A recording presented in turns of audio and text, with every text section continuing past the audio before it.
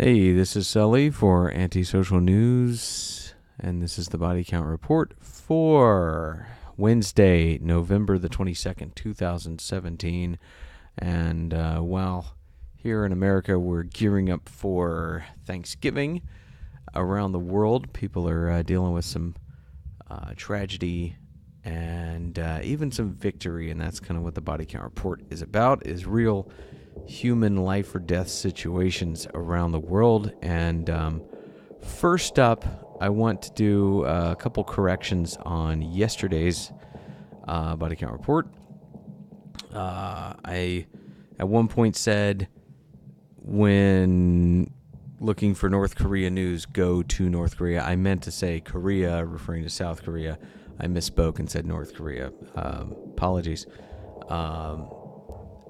Another thing, I sarcastically stated that I respectfully disagreed with Chief Emmanuel Iwuanyanwu.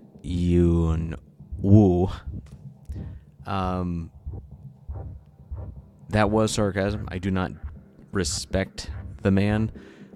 He validates Boko Haram. And personally, not only do I not respect him, but I think that the Nigerian government should arrest him and execute him as a conspirator with Boko Haram. So they need to take Boko Haram seriously, and they need to take apologists for Boko Haram seriously as well. This man is an apologist for a terrorist organization that is undermining the safety and security of Nigeria, and the Buhari administration needs to be hunting down Boko Haram and their supporters. And this man is one of the supporters. He should be killed. Act like you run a country, President Buhari. Thank you. Moving on, we have some news to get to today. Very interesting situation, and out of the Philippines. This is a story 8 years in the making. Read about the Maguindanao massacre, which 57 people, 38 being journalists, were massacred years ago. Shocking situation. I'm learning about it myself, but I'm glad to see that it has not left people's radar and that it is still being discussed. I hope those people find justice. Moving on, we have 6 Abu Sayyaf bandits arrested in Sulu. So more on the war on terror in the Philippines. And we have a follow-up on a story that I mentioned last week about the Philippine Charity Sweepstakes Office worker who got the guy who ran it getting shot, and then the assassin running around and bumping into police officers who then shot him. And the whole situation, I mentioned, it sort of played out like a Coen Brothers film. It seemed wacky, but at the time when I was making that statement, this man was still alive, but he passed away from the assassin's bullet Monday. So here's a follow-up on that story. Feel free to read, especially if you followed the original story. And moving on, we have an update on the horrific killings in Nigeria. Vanguard Nigeria reporting. So this situation is shocking, and I'm very glad that we have Johnson to comment on this stuff for us. And if you have not watched or listened to Johnson's message, do that. I'm going to put a link to it at the end of this video. It's very powerful. He breaks down pretty much everything wrong with Nigeria in it. It's quite a spectacular video. So and I contributed nothing. All I did was slap my body count report music behind it, put up the title card, and that's it.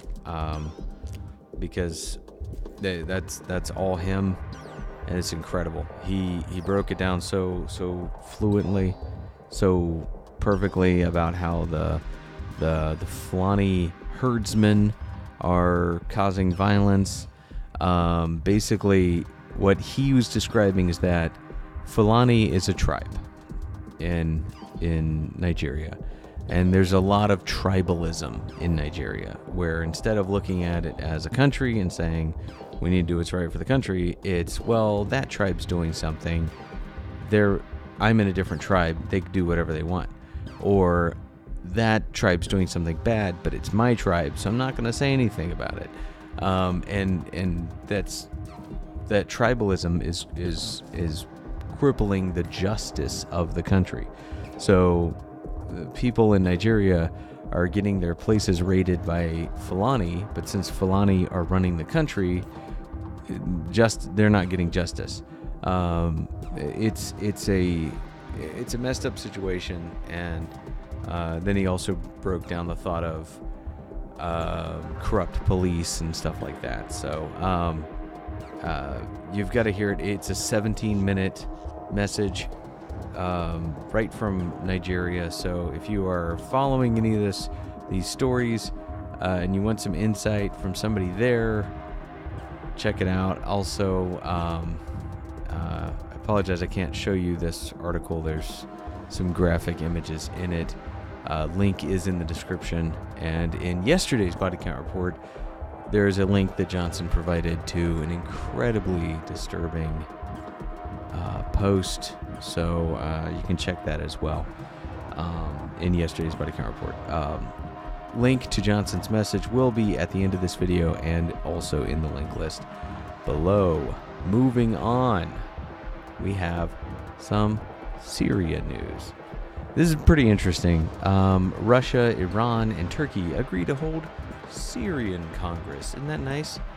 Isn't that nice that, Russia, Iran, and Turkey are holding a Syrian Congress? Maybe they should have invited a Syrian. So yeah, there's Assad and Putin. They've got some good pictures here, some good video. Al Jazeera reporting. We also have Jerusalem Post talking about the Syrian opposition to stick to the demand that Assad go at the start of the transition, and there are some opposition people in the high up there. So check this out. This is very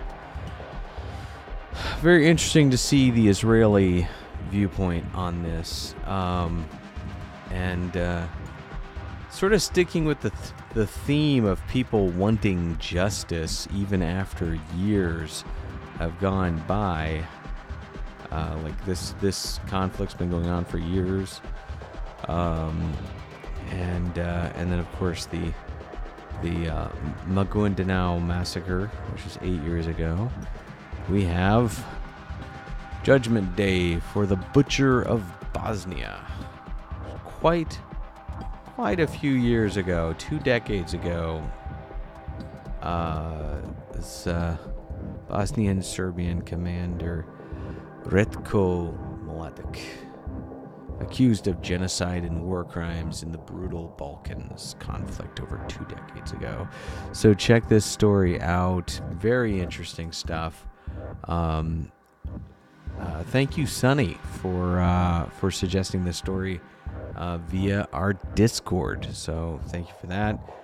Link to our Discord is also in the description of this if you want to interface directly, very fluidly, post whatever you want. It's a free speech forum. It's a good place to have a good discussion. Also, we have a link to our Discord, our Patreon in the description as well. Why is that important? Because I do an extra video 5 days a week on the Patreon. So if you donate any amount to become a patron of this channel, then you'll get access to a whole nother video every day. And you know, sometimes it's just an outtake. Sometimes it is a totally new thing that is like, you know, Cards Against Humanity rant, which I did. I was going through Cards Against Humanity and all that. That's the kind of stuff that you might see on the Patreon. And I want to thank everyone who tuned in today. Stay safe out there and happy Thanksgiving.